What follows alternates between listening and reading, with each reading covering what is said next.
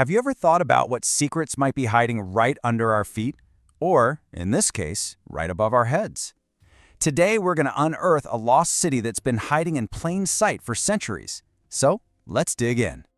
So, this isn't just any old hill, no way. It's the key to a story that's thousands of years old. You see, for centuries, the modern city of Mugla has just grown up right around it, all while the remains of its ancient ancestor were just waiting to be rediscovered. So the big question is, what exactly is hiding up there? Okay, so our story kicks off right here, on a hill called Masa Dağ. This spot? This is the heart of the entire mystery. It's the site of an ancient settlement that once literally commanded this whole region. And here it is. Meet Mahala. We're talking about a city founded over 2,500 years ago. It was a major player in the ancient region of Caria. And its location? Oh, that was no accident. It was chosen for some perfect strategic advantages. And that importance, well, it would echo for centuries to come. But here's the catch, right? For a city that was around for so long, it's basically a ghost in the history books.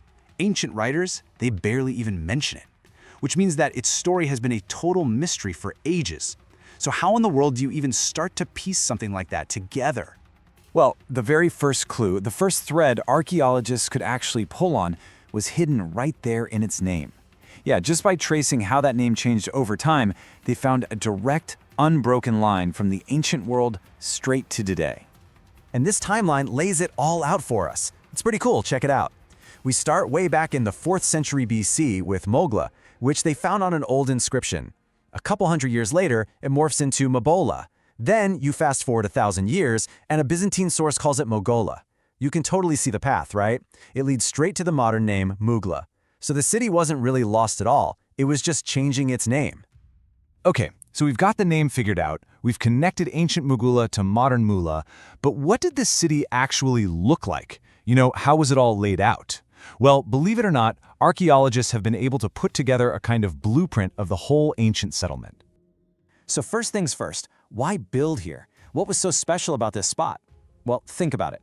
From the top of Masa Dağ, the people of Mobolla could control this huge, fertile plain down below.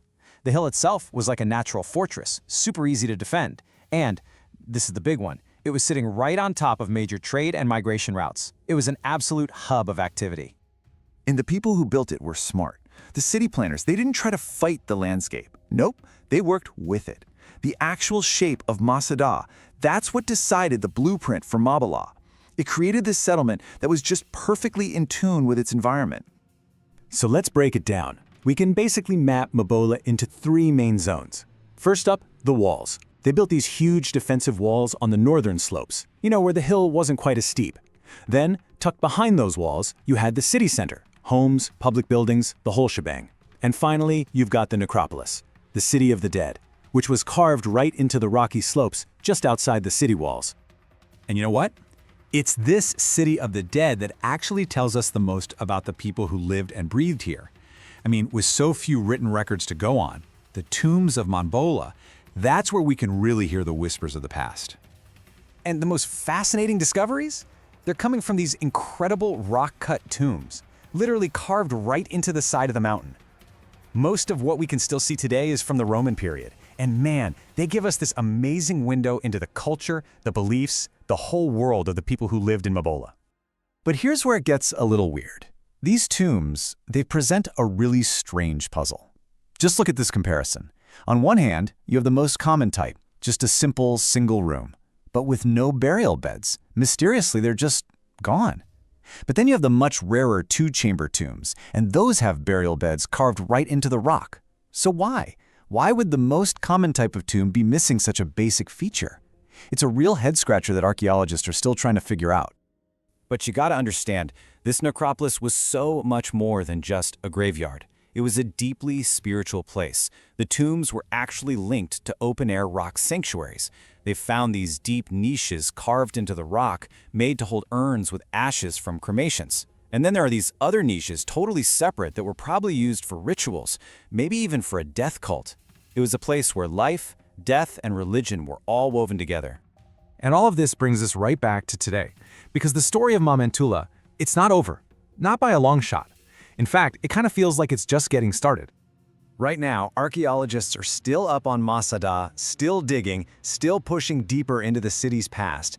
Every single season of excavation holds the promise of revealing something completely new, of filling in another blank spot in Mogodubla's long, quiet history. So yeah, the work continues.